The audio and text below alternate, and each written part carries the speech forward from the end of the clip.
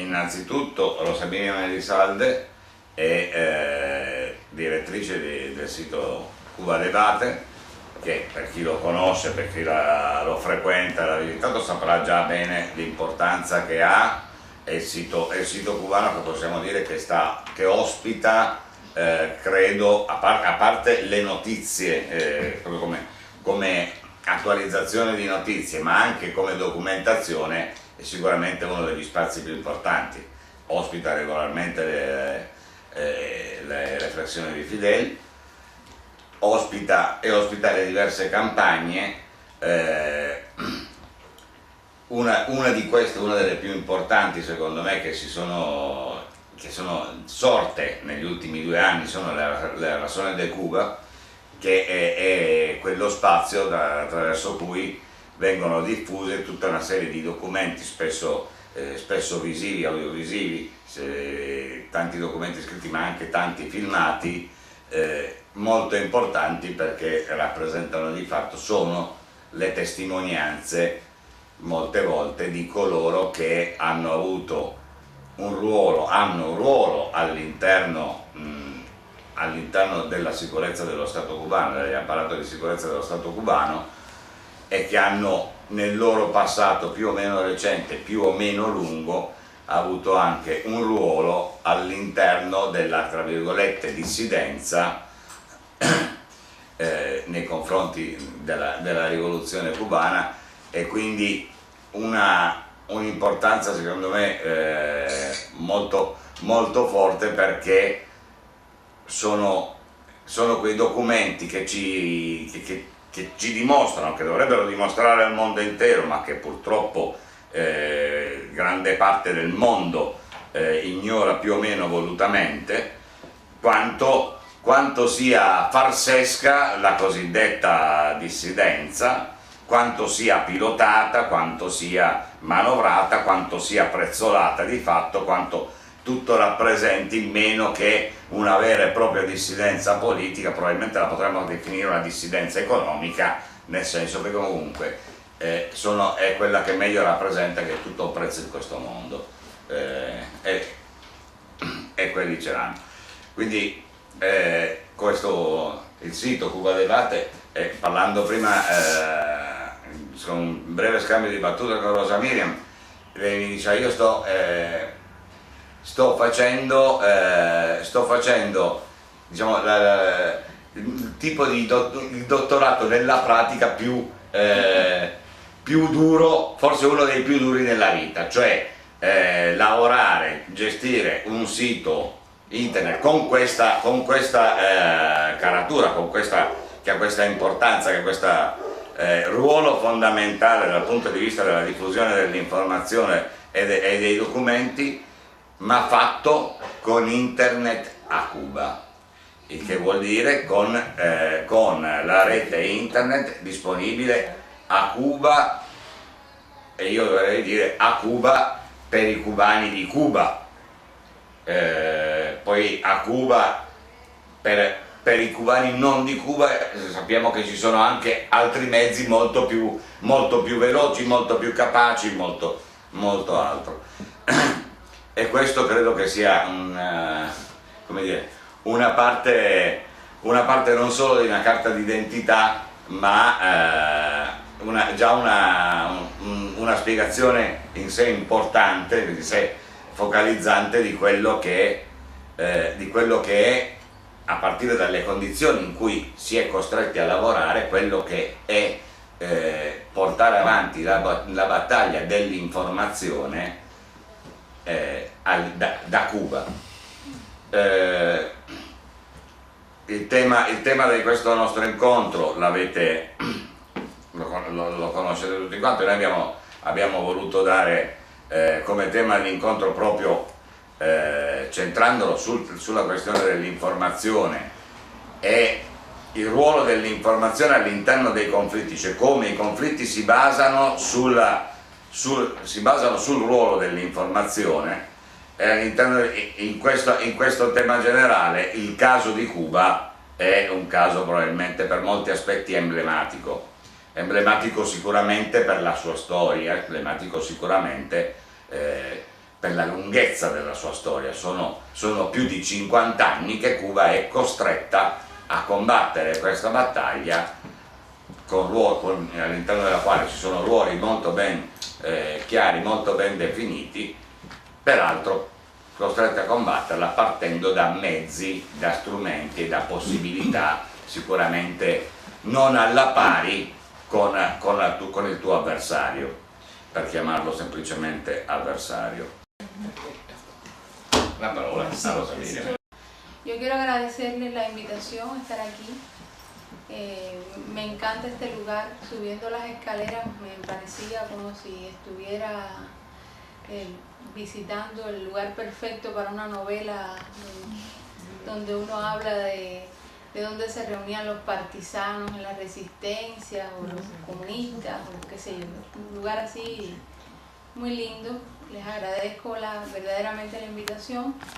Y como decía Rocco, yo soy editora principal del sitio Cuba Debate, que la dirección es www.cubadebate.cu. Es un sitio que nació en el año 2003, en el momento, o sea, como reacción de un grupo de periodistas frente a una de las campañas más duras, yo diría la más difícil, que ha vivido la Revolución Cubana en sus 50 años. Han vivido muchas campañas satanizadoras, demonizadoras de la Revolución, pero la del 2003 fue muy fuerte porque fue una campaña mediática que se acompañó de una escalada agresiva de los Estados Unidos contra Cuba, de muy diversa índole, una escalada agresiva en el ámbito diplomático, e incluso con alertas de que determinados incidentes que se estaban produciendo en Cuba, Estados Unidos los estaba considerando como un peligro a la seguridad nacional.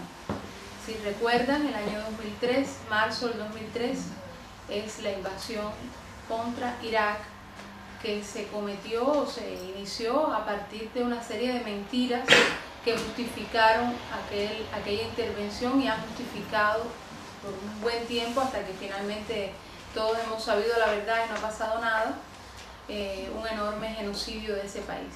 Es decir, se estaba preparando contra Cuba el esquema, la fórmula de Irak.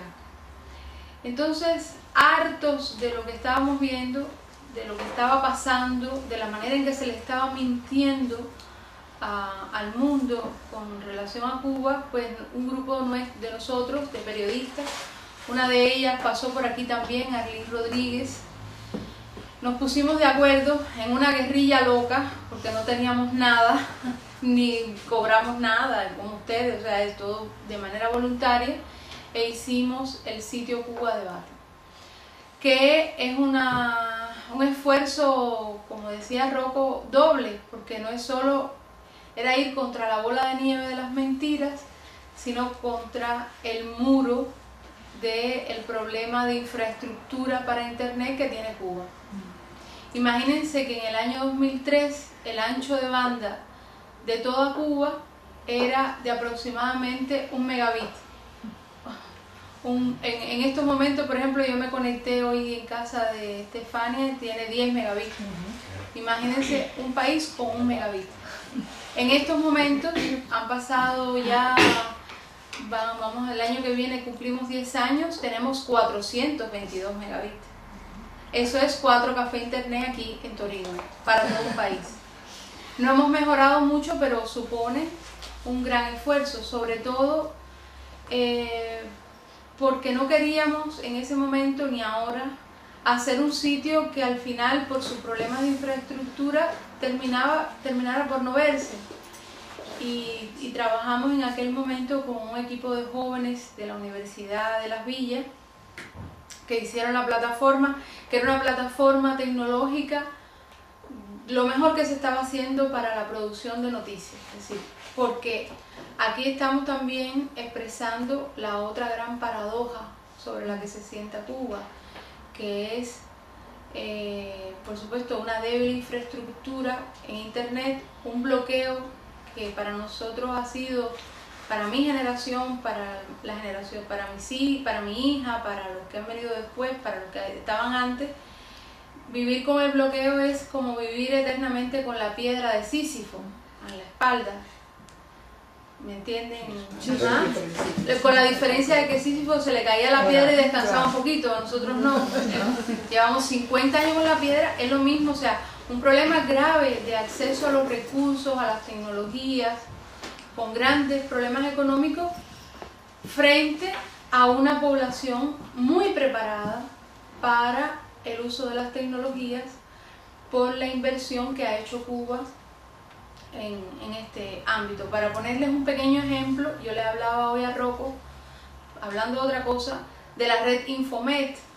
La red Infomet es una red para los médicos cubanos y los profesionales de la salud y las personas que trabajan en la salud.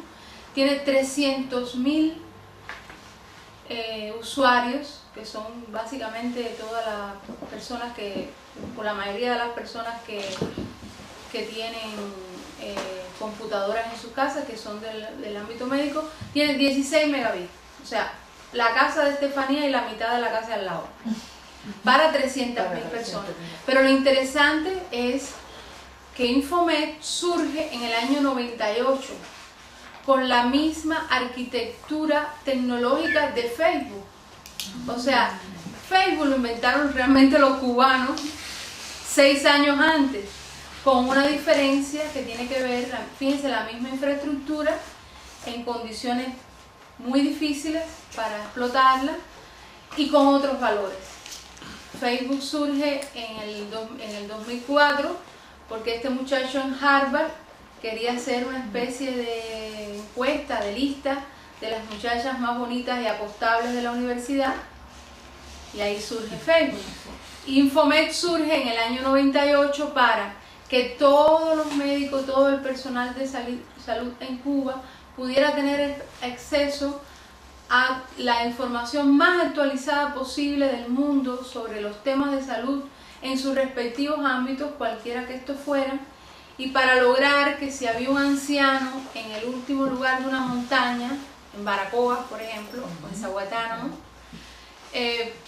si tuviera un problema del corazón, no tuviera que trasladarse a La Habana a ver al mejor profesional que pudiera atenderlo, sino que lo pudiera hacer directamente y en cuestiones de segundos por estas redes.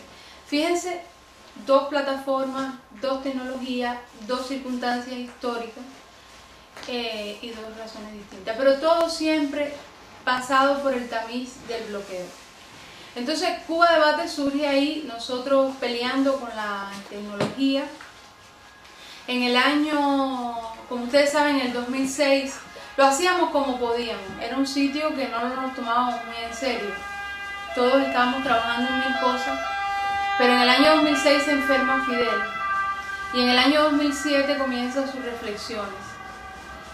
Él hizo una reflexión donde explicaba que ya él no estaba al frente ni del gobierno ni del Estado, que por lo tanto les resultaba muy difícil o no quería que sus textos, sus análisis aparecieran como si fueran la opinión del gobierno o del Estado en el periódico Grama Juventud Rebelde.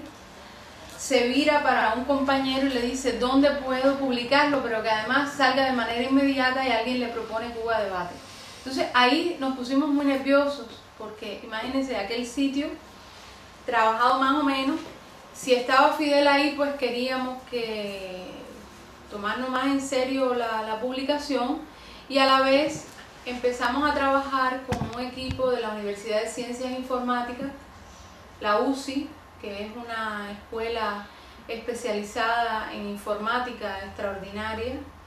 Uno de esos proyectos de Fidel, siempre pensando en los conceptos de soberanía tecnológica, o sea, cómo podemos nosotros preparar a la gente en un ambiente que a la vez fuera liberador, que creáramos nosotros mismos nuestros propios instrumentos para este ámbito que él consideraba importantísimo. Y entonces estos muchachos, que tienen un promedio de 23, 24, 25 años, hicieron la segunda versión de Cuba Debate, que es la que está ahora en online, que tiene la característica aun cuando tiene el formato de blog y no lo hemos podido cambiar por un problema de que no tenemos suficientes servidores para eso, pero tiene una capacidad tremenda para dialogar con las redes sociales. En estos momentos, por ejemplo, nosotros tenemos más de 500.000 de seguidores en Facebook y otro 500.000 de seguidores en Twitter, estamos en YouTube, estamos en casi todas las redes sociales, y eso está generando el 80% del tráfico a nuestro sitio, que con un esfuerzo enorme trata de ofrecerle a la gente no solo la información, sino los servicios que demanda un usuario internacional en Internet. Pero, por ejemplo, ¿cómo lo hacemos? No sé si vieron una película que hizo Roberto Chile, el documentalista cubano, de la visita del teatro infantil La Colmenita a los Estados Unidos. Fueron hace 2 o 3 meses, no sé si lo viste, que es muy linda. O sea, fue La Colmenita a los Estados Unidos y este cineasta, que es un cineasta muy conocido, hizo un documental. El documental tiene 1 giga de peso. Yo tardé 24 horas para subirlo a YouTube. Pequeño detalle. Todo es así. Lo que les quiero decir es, aquí estamos en las 2 trampas. La trampa de la mentira, de la censura estructural que se practica en los medios contra Cuba, y la censura también que tiene que ver con el acceso a las tecnologías. La historia de Internet en Cuba es paradigmática en esta relación enfermiza que tiene Estados Unidos con Cuba y cómo se expresa el bloqueo. Por ejemplo, Estados Unidos le impidió a Cuba por años, a pesar de que Cuba era el país de mayores desarrollos de la microelectrónica y de las redes en América Latina. Cuba produjo la primera computadora de mesa, el primer prototipo, en el año 69. Fidel hizo cálculos de la zafra de los 10 millones en la primera computadora, el primer prototipo que se hizo en Cuba. Copiaba a los americanos, pero ya era nuestro. Es decir, había un desarrollo porque ha sido un país que ha invertido enormemente en estos desarrollos. Mi hija, que tiene 18 años, desde que empezó la primaria, o sea, el primer grado escolar, tiene un laboratorio de computación en su escuela, como todos los niños del país. Incluso los niños que viven en los lugares más alejados de la montaña. Quienes, si están al tanto de Cuba, saben que Cuba tiene 62 escuelas para un solo niño en las montañas. Pero ese niño tiene 2 profesores. Su profesor regular y el que le enseña computación. Es decir, esa es Cuba. Bueno, Estados Unidos le impidió a Cuba por años. Fuimos el último país en conectarnos a la Internet por decisión de los Estados Unidos, por términos del bloqueo. En el año 96 nos dan el permiso para conectarnos a partir de una cláusula de la ley Torricelli que dice que la Internet va a ayudar, el acceso a la información va a ayudar a democratizar, entre comillas, la sociedad cubana, pero Cuba no puede acceder ni a las tecnologías, ni puede acceder a ningún servicio de comercio electrónico, que es, imagínense, hoy todo circula por el comercio electrónico, desde las transacciones hasta el flujo financiero, etc. Y bueno, nos enganchamos a esa red, tardíamente, muy tardíamente. Impidió esa ley y el bloqueo en general que Cuba se pudiera enlazar al cable submarino de fibra óptica. Recuerden, Cuba es una isla, hay una diferencia de conexión entre la conexión que se hace vía satelital, que es más cara y más lenta, a la única que tenemos acceso, y la que viene la conexión terrestre, que para usted engancharse, en fin, con un continente o con otro país que le pueda dar el servicio, tiene que ser por cable de fibra óptica en el mar. El nodo, hay muchísimas redes alrededor de la isla de Internet, muchísimas. Todas con algún capital norteamericano, por lo tanto no podían conectarse con Cuba. Una de ellas pasa a 15 kilómetros de La Habana, el nodo. Estados Unidos no permitió que nos conectáramos. Entonces, Si a usted eso le suma que las computadoras le cuesta casi 5 veces más comprarlas porque tiene que comprarlas en mercados distantes, generalmente con tecnologías que tratan de no ser norteamericanas por los impedimentos, en fin, todo es una gran desgracia. El país que crea el problema con el bloqueo, estamos hablando de un tema muy específico, que es este del que les estoy hablando, crea también, te propone la solución. ¿Cuál es la solución? No conectarnos a la red que serviría al servicio de todo el país, donde se podría expresar todo este talento que se ha formado, sino crear una internet a la carta. Es decir, un internet que le sirva solamente a los empleados locales que respondan a las políticas de Washington. Si ustedes siguen la información sobre Cuba, descubrirán que buena parte de los financiamientos para la subversión en Cuba en los últimos, desde el proyecto Democracia de Bush, en los últimos 10 años aproximadamente, se han redirigido hacia este ámbito, a el entrenamiento, proveer tecnologías para las personas que puedan servir a los intereses de los Estados Unidos, al cambio de régimen, y esto no lo dice el periódico comunista Gramma, lo dice la propia ley, que destina 20 millones de dólares al año, eso es fondos públicos, no sabemos cuánto hay, secreto,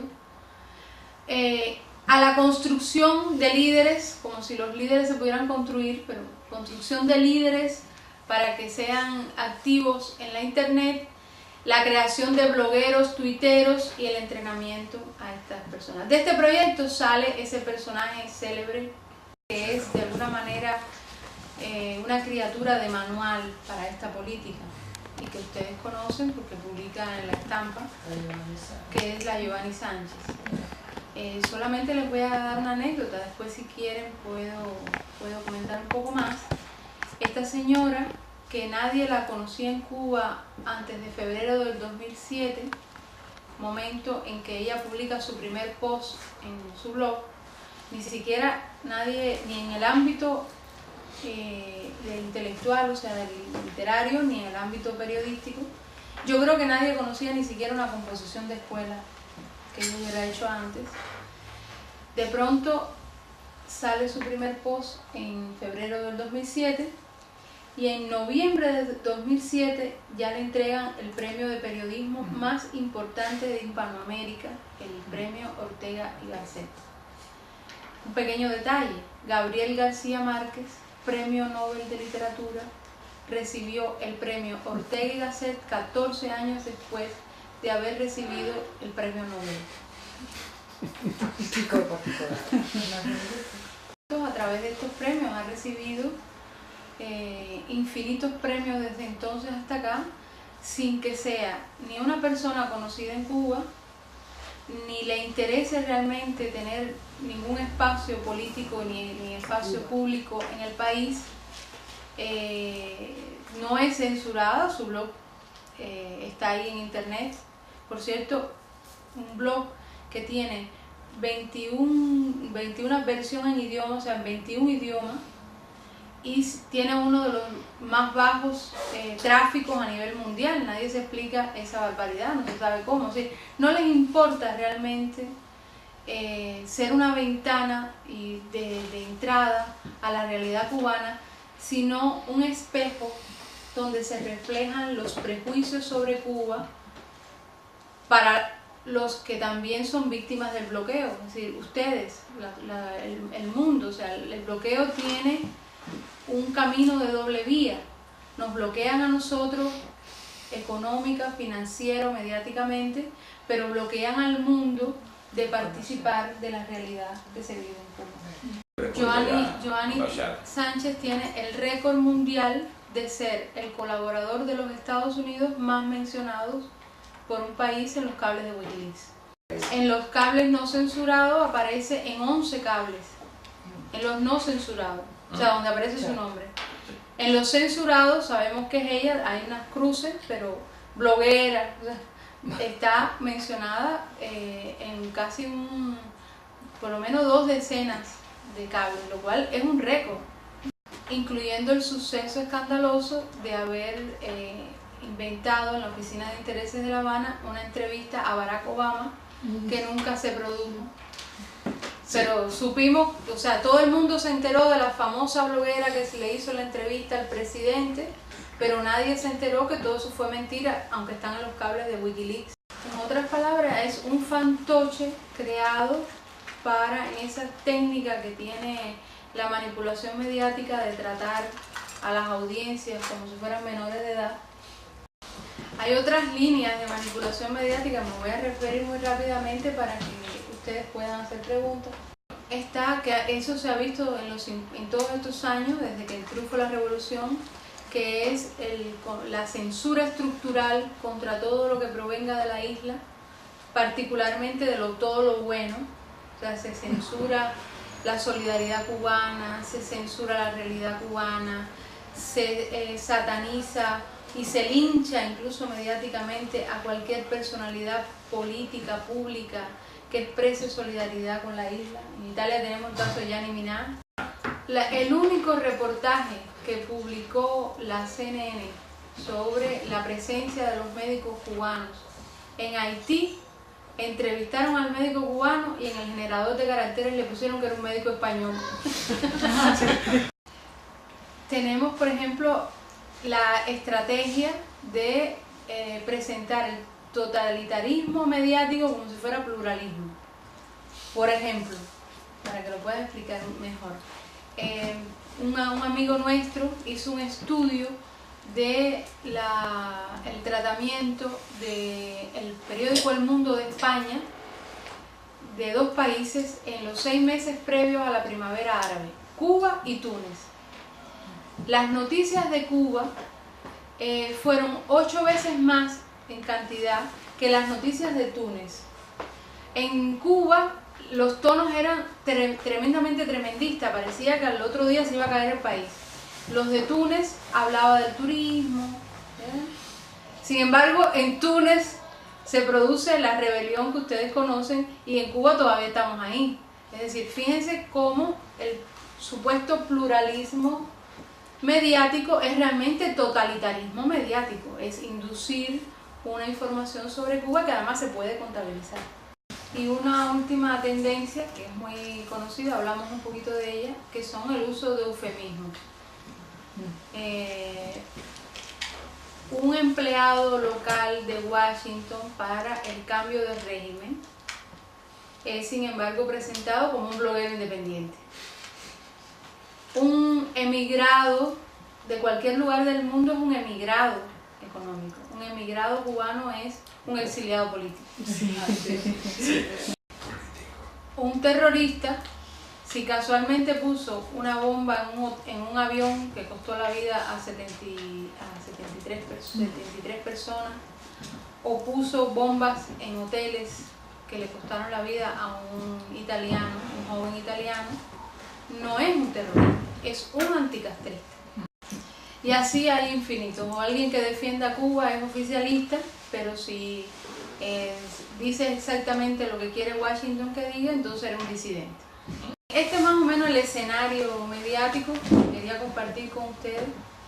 Yo siempre trato de hacerle ver a los compañeros con los que nos reunimos que generalmente se concentran mucho en el bloqueo económico, financiero, pero no se dan cuenta que el bloqueo mediático es tan perverso y además está buscando generar incluso objetivos que van más allá de rendir a la gente por hambre y por necesidades, que es sencillamente crear las condiciones para una intervención militar. Ya sabemos que la artillería de avanzada siempre es la mentira y eso es parte del juego que ha tenido Estados Unidos todos estos años con Cuba y lo sigue teniendo, ¿no? Y quería comentarles eso y quería comentarles también de que hoy, a pesar de esa furiosa guerra mediática contra Cuba, se están produciendo cosas diferentes, sobre todo en América Latina. Recientemente tuvo lugar la Cumbre de las Américas y gobiernos de izquierda y gobiernos de derecha dijeron exactamente lo mismo a Barack Obama. El bloqueo es anacrónico e insostenible y no se va a producir otra cumbre de las Américas en ese continente con la ausencia de Cuba. Es decir, no, o sea, a pesar de todo este esfuerzo de aislamiento, Cuba está menos sola que nunca, 50 años después de su revolución.